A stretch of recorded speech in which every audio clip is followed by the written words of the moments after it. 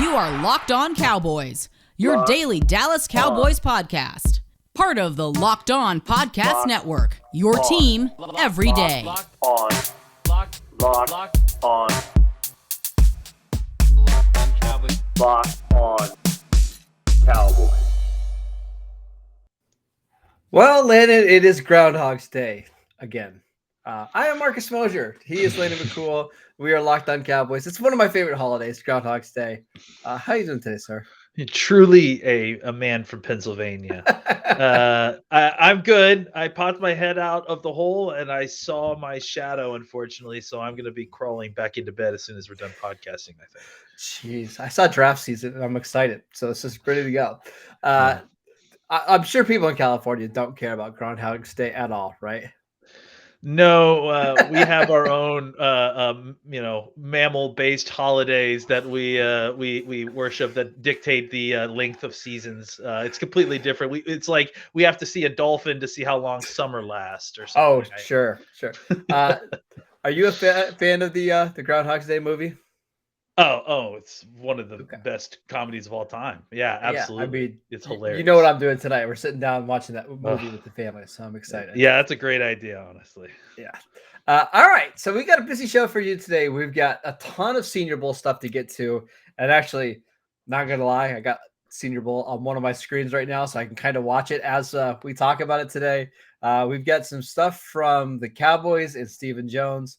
Let's go ahead and start with that, Landon. Stephen Jones gave an interview yesterday talking about a lot of the different things. The salary cap, gave all the typical cliches about the cap being real and all that kind of stuff. But he had an interesting quote on Amari Cooper that I'm going to read. It says, "It's sometimes not all on the receiver. It's scheme. It's getting the receiver the ball. It's the targets.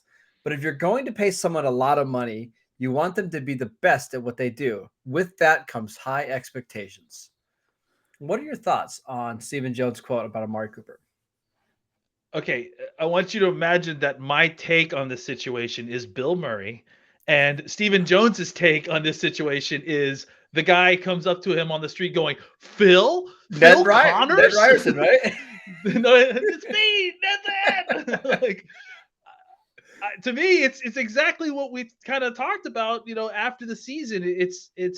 And I think that people are actually taking the salary cap thing is nonsense, right? Like I'm certainly not defending the salary cap is real thing. I mean, you can manipulate that however you want. We've been watching the New Orleans Saints long. Yeah.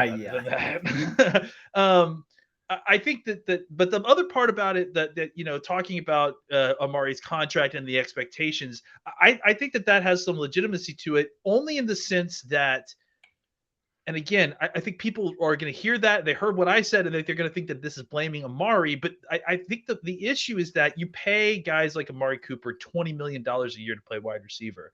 And if you're not going to make a concerted effort to get him the football, or if he's not able, which I think it's more that they at times have not made concerted efforts or struggled to get him the football, or if he is going to be unable to get open, is it really worth paying somebody $20 million if he's not being force-fed targets, or alternatively is being such a good decoy that everyone else in the offense is eating at a level that is satisfactory to make the offense go, right?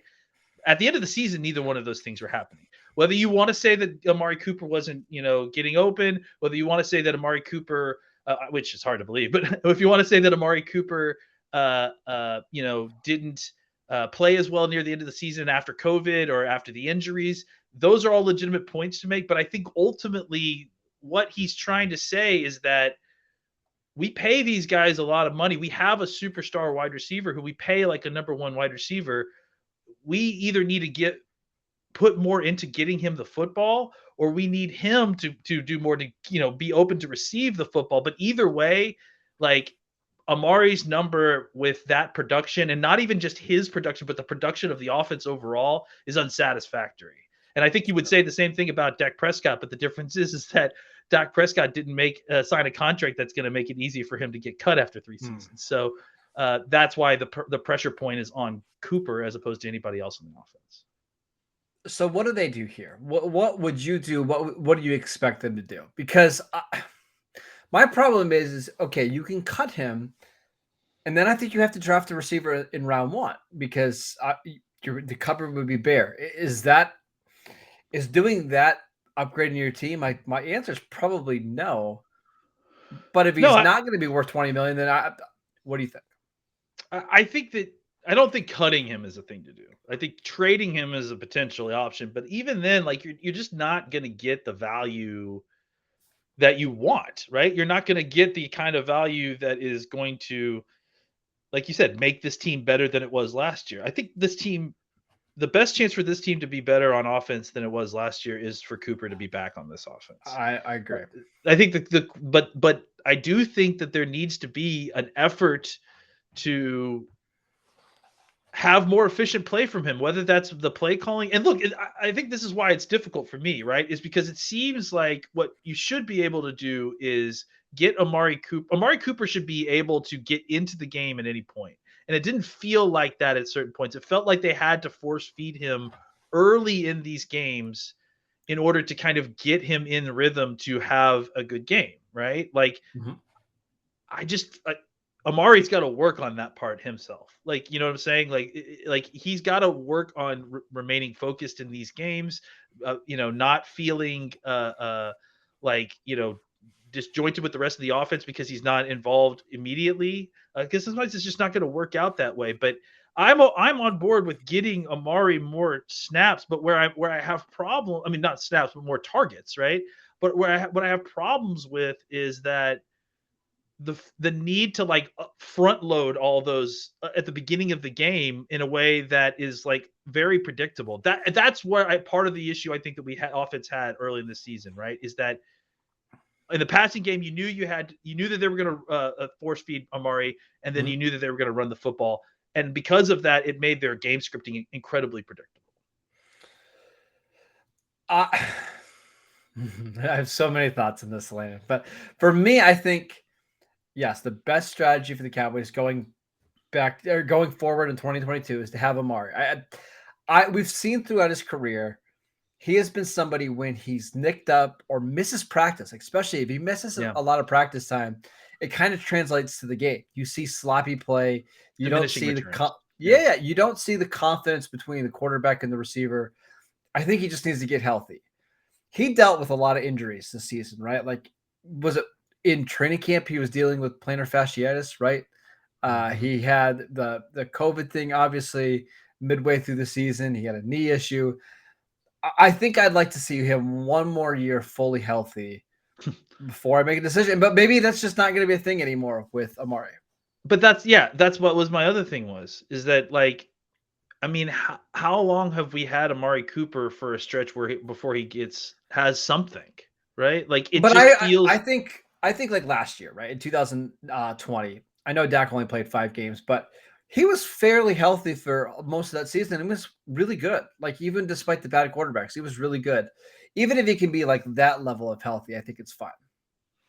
Yeah, I mean, I think if we can get that, that's fantastic. The issue is that it feels like more and more, nicked up. It's frustrating how much of a percentage of a player, how much of a loss you lose, how much it's frustrating how much you seem to lose of Amari with even minor nicks and bruises. I mean, I'm saying that as someone who's not dealing with plantar fasciitis or a nagging knee. Basically, we're saying with injuries that you can play through, how much it affects you, right? It really it's like he's a too finely tuned race car, right? It's we see this with a lot of speed receivers, especially like the perfect example for me is like Will Fuller, right? Yeah. If Will Fuller is a little bit nicked up, you're just getting a fraction of the player. But there's other guys that, hey, they're dealing with a hamstring injury and it doesn't seem to matter. They can still kind of fight through it. I'm not questioning Amari's toughness because I do think Amari's really tough. Like, some of the injuries he's played through are really serious. Yeah. It's just he's not as effective as other receivers when he is banged up.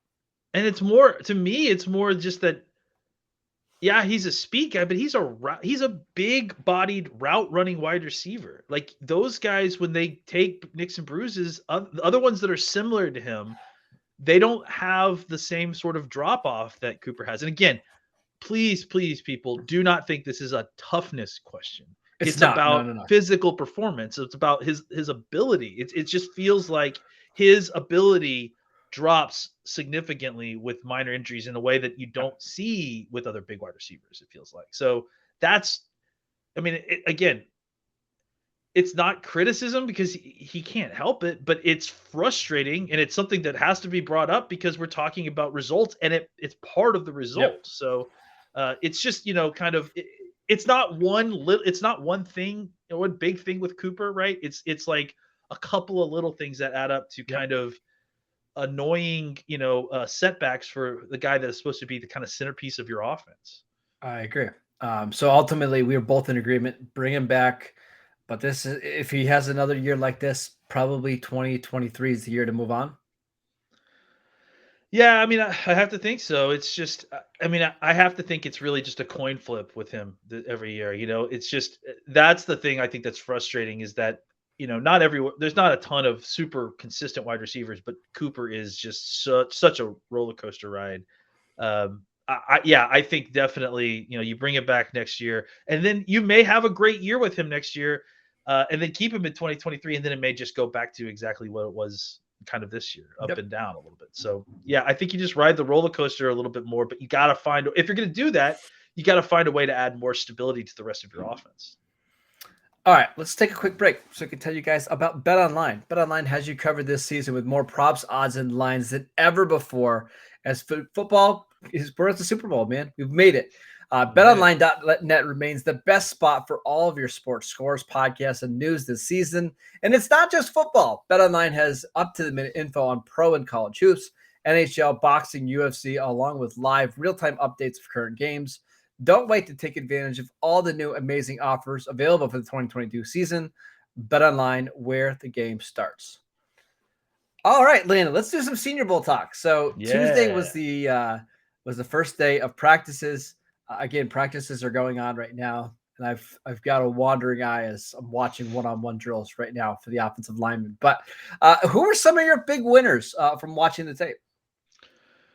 Well, first off, big winners, I would say for me, I watch mostly offensive linemen versus defensive linemen. That was where I was really focusing. So big winners for me, I mean, Zion Johnson, it's not a surprise. You've heard the name already being talked about a lot on Twitter if you've been on.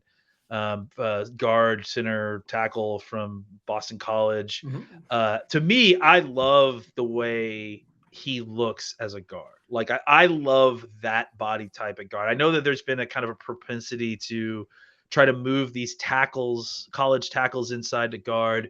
And it started out as like moving these kind of Zion Johnson tackles to guard, right? Because it made sense with their body type in the NFL. But even now, what you're seeing is because of Zach Martin and other guys, you see these former tackles, these 6'5" guys that are moving inside the guard. And Zion Johnson's not necessarily that. He's a little bit shorter. He's like 6'3", 6'3.5" maybe. Mm-hmm. But he's got long arms. I don't remember what the measurement was, but I think it was 34-inch plus. It might have even been 35. Yeah. And just incredibly long arm, and he just plays with such great technique. I mean, you just see him when he engages. First, he's usually the guy to get his hands on you first. He just sits down in his seat, got his toes pointed outwards and just bends, and it does that Zach Martin back bend. It's so cool to see. So he really had a great practice. A couple other people that are just off the top of my head that I really liked. Kingsley Enagbare, is that how you Enagbare? From South Carolina? Yep. Dude, that kid has got some crazy long arms, and he knows how to use that long arm real well. I saw him in one of these reps throw a long arm and then counter it with a long arm to spin that worked inside. Really, really interesting player. I haven't heard a lot about, but he really caught my eye. Let's see who else I got. Jermaine Johnson. Go ahead. Let's go back to Zion because let's do it. Yeah, I think he is a legitimate option for the Cowboys at 24. So little backstory on him. Plays at Boston College, plays left guard for most of his career there. He actually had a game where they had a bunch of injuries at left tackle, and it was against Virginia Tech. He slid out to play left tackle. Maybe the best game he's had. I think he only allowed one pressure in that game. he seems like the kind of guard that would work really well here, right? Tons of experience at left guard, has played at least 700 snaps in 3 straight seasons. And then he goes to the Senior Bowl, and I mean, again, we're only a day and a half in, but really doesn't lose, right? Like he just kind of wins every spot he plays. He literally just did a rep right now where guy crossed his face and kind of put him on the ground. So he's a good player. I know offensive linemen are not the flashiest picks and players in the world, but he's just good, Lan. There's just not a lot of weaknesses there. Yeah, and I think that's kind of what you're looking for with these guys, right? Especially if you're going to be taking kind of a first round guard, right? You want a guy who is even at the bottom of the first round. You want a guy who's very clean, who's got very good technique, who can be plug and play.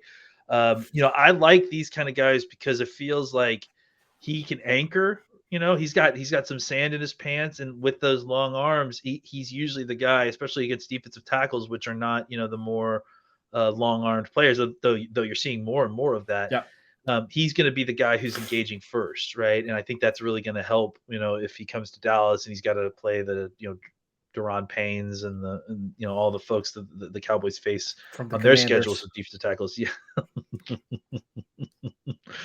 We're gonna have a whole podcast about that. Anyways, I think he is the kind of guy that I think would be a good fit at 24 if he's there. I don't know that we're going to get to the draft and Zion Johnson's going to be our number one hope for target. Maybe he will. Maybe he'll actually rise. And he'll actually get above our spot. But I think that there is. I think as of right now, I definitely see him as the guy who is your floor at the least. Right? Is a very, very, very nice floor at 24. Right? Is he okay? At the very least, we think we can get this guy, and he's a good fit for what we need, and it's a good. Value at the spot and for what we're looking for. I agree. I've got some defensive linemen I want to talk about. Was there any other offensive linemen that stood out? I kind of thought Trevor Penning, the Northern Iowa tackle, who a lot of people thought would have a really good Senior Bowl week. I kind of thought he struggled in both one-on-one in the team period. I don't know if you saw the one play that he had in team where he got bull rushed and threw the edge into Desmond Ridder and almost tore Ritter's ACL. Like that was rough, but I've been a little bit disappointed from him. Yeah, it wasn't necessarily the greatest showing from him. I gotta say, actually, it took me a while to kind of find a roster to figure out who was who. That's the hardest and part. When I figured out who Penning was, I was like, oh no, I just watched 3 really bad reps. Yeah, he did not play well, and he's practicing right now, and he just got beat on the edge by a 240-pound guy. So I was struggling a little bit. I would say Max Mitchell, I thought, had some nice pop. The guy from Louisiana. Yeah. I thought Marquise Hayes wasn't quite what I had hoped for. I thought he had some kind of questionable technique, but I thought he looks the part for sure. I thought Luke Fortner. He was a guy that's a Kentucky center guard type, I think. Yep. He just looked very comfortable and very capable. I think you saw a lot of guys in there trying center and guard, including Zion Johnson, who looked very good there. Do you think Zion's a center though in the NFL? Because I think he can do it, but I don't think that's his best. I mean, I wouldn't put him there. I would put him at guard. But I thought that Luke Fortner was one of the guys who actually looked very comfortable playing center. So that was something worth pointing out. We're going to talk about defensive linemen in a second, but I watched a lot of the wide receivers and the corners and the safeties, and just kind of an underwhelming class. There's not, I mean, at least at the Senior Bowl, there wasn't anybody that I thought really stood out. Like last year, we liked Dwayne Eskridge a lot, and guys like that. I don't think there's anybody there that's all that intriguing, to be honest. Yeah, I mean, honestly, going in and kind of just perusing the names, it seemed like all the excitement was around defensive ends, offensive linemen. Yeah. The quarterback class is not full of first rounders, but there's at least a good group of guys who will move the ball. Right. Yeah. 5 of the top 6 quarterbacks in this class are at the Senior Bowl, which is pretty rare. All right. I want to talk about the defensive linemen because this is a good group. But before we do that, I want to tell you guys about Built Bar. It's the new year, so that means New Year's resolutions. If you're sticking to yours and trying to get fit, Built Bar is here to help you out. Built Bars are 100% covered in real chocolate, and most Built Bars only contain 130 calories, 4 grams of sugar, and 4 net carbs, but they have 17 grams of protein, and there's so many great flavors to choose from: coconut almond, peanut butter brownie, raspberry cookies and cream, salted caramel, mint brownie, and so many more. In fact, Built Bar's always coming up with new limited time flavors. So check out built.com often to see what's new. Go to built.com and use promo code LOCK15 to get 15% off your next order. Use promo code LOCK15 for 15% off at built.com. All right, defensive line. Let's do this. Which defensive lineman stood out the most to you? The most. I mean, probably Jermaine Johnson. I just think that, like, you know, his length and his explosion. You know, one of my favorite things about watching these matchups is, you know, these guys don't get to really, or somewhat, they kind of know these players when they walk in, but it's not like, you know, they've had a whole week of film study on these guys. There's no scouting really. Any kind of scouting that's done by these players is done on their own, right? So it was really great to watch Jermaine Johnson go against these offensive tackles, right? Because early on he was just destroying them, like just getting past them, sweeping underneath them, using speed. Then as practice started to wear on a little bit, you started to see some of the offensive tackles start to overset him a little bit. And that's when he started to have a little bit of troubles. Like he was just putting his head into them and kind of just trying to drive through them, and that wasn't working. Then you see, like 2 or 3 snaps later, he's doing the same thing. They overset him, and now he's spin moving back inside as his counter to get to the quarterback. So I love seeing stuff like that because it really shows you the kind of chess game, except like greatly accelerated, right? Of what happens between pass rushers and pass protectors in the game. So to kind of get to what I was saying, Jermaine Johnson, I thought really is having a hell of a Senior Bowl, right? He dominated the weigh-ins, but with his height and weight and length. And then he translated all that to the one-on-ones. You know, I think, like I said, I saw him lose maybe 2 snaps out of 8 or something like that. The rest, he was really, if there was a quarterback, he was likely sacking or getting a pressure.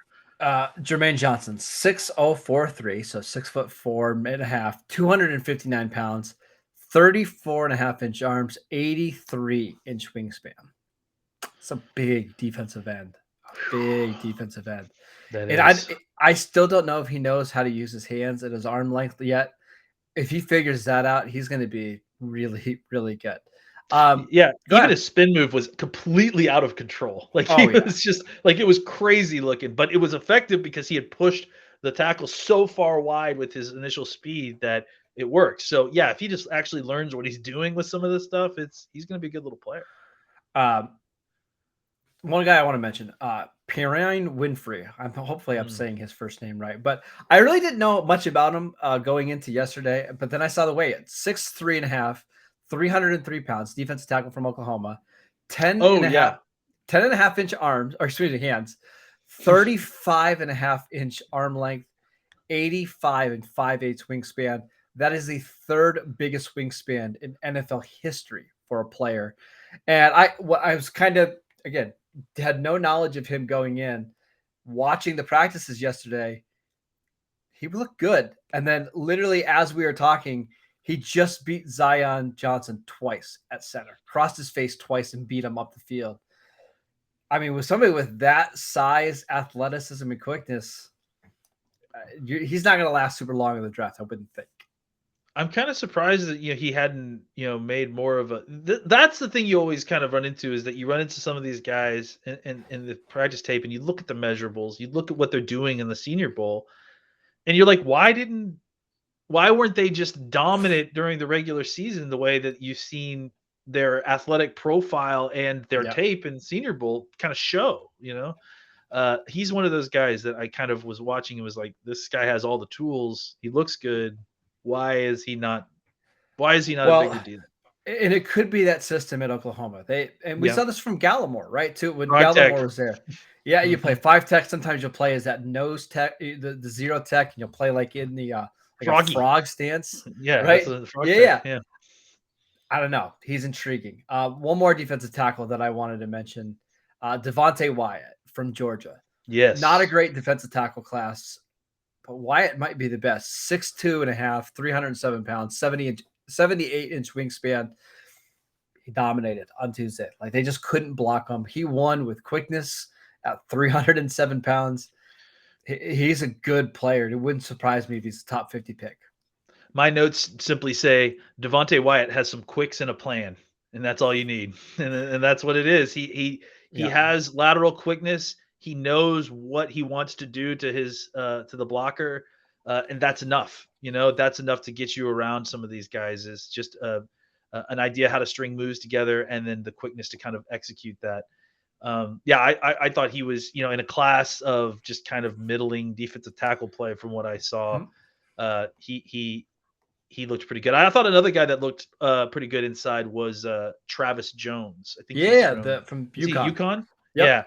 Yeah. He looked like a load. Like, he looked like just not fun to block. 330 pounds. Yep. Yeah. Definitely could be. He's obviously more of a nose tackle type, but I thought he had some interesting looks yesterday. And the other guy I was going to mention is Logan Hall from Houston. He's like a 270-pound defensive tackle, probably an edge rush in the NFL, but won a lot of reps yesterday and today. It reminds me a lot of Peyton Turner, who got drafted last year from Houston in the first round. So just a good group at Mobile at defensive tackle, defensive end. Yeah, honestly, the trenches in general, it's a good group this year. The tackles are pretty good. I think you would want to see Penning kind of play a little bit better. What about the Daniel Falele from Minnesota? He's large. I mean, I'd love to have him come off the bus, but I think as soon as he gets off the bus, he's probably sitting down. He struggled a little bit yesterday. He did. Like, he doesn't. I saw him chasing a lot.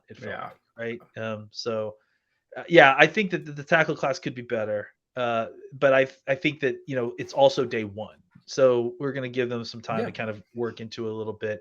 But I do think that, the interior offensive line, the edge rusher class, those really look like two solid groups this year. So Zion Johnson, our biggest winner from day one, I think that's got to be the answer, right? Yeah, probably so. Yeah. Right? Yeah, certainly not. So. Kenny Pickett, maybe, or no, probably. What do you think about Johnson. him not measuring his hands? Did you see that? I think they're trying to control the narrative, and I am not an agent, so I don't really know if this is a better route to take than getting out in front of it and just saying, hey, this is my hand size. I've got double jointed thumbs, so I can grip the ball a little bit different than some other guys with 6.5-inch hands and whatever. Why doesn't the NFL do a grip test rather than a hand size test? Like, they have the technology to do that, right?